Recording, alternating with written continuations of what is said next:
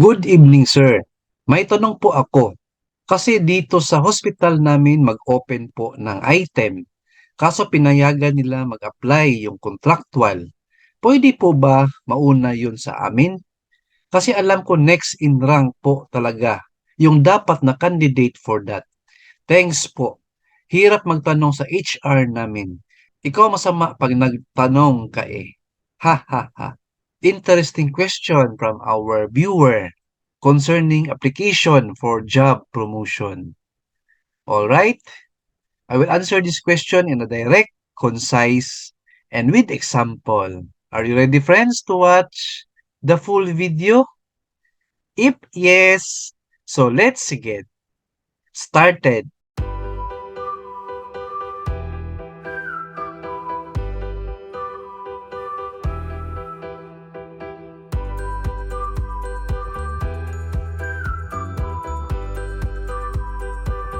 Disclaimer, ang video content natin ay hindi personal opinion, but based from experience.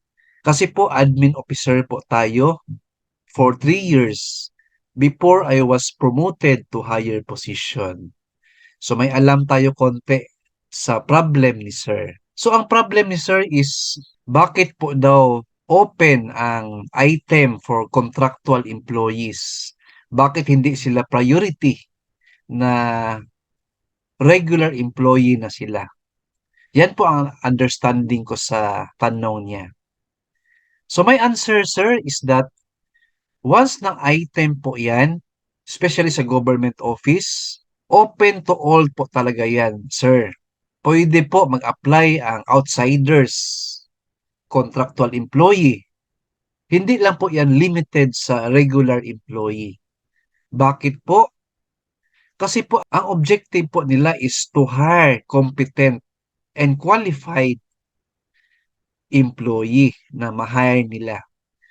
So, once na qualified sa item, merong job experiences, educational attainment, and pasok po sa job knowledge and skills, pwede po mag-apply ang contractual employee, even outsider. Yan po ang process, sir. Hindi po yan limited sa regular employee or next in rank employee. Right? For example, sa government office, if admin officer po yung item, normally may mag-apply po 'yan yung next in rank.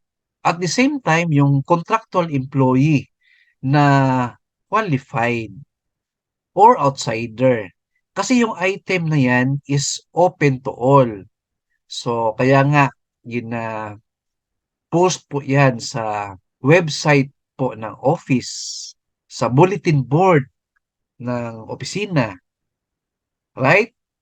Kasi open po 'yan to all. Hindi po 'yan secret na job promotion na limit lang po sa next in rank employee. Alright? Qualified po tayo, so no worries po. Good luck na lang po sa job interview.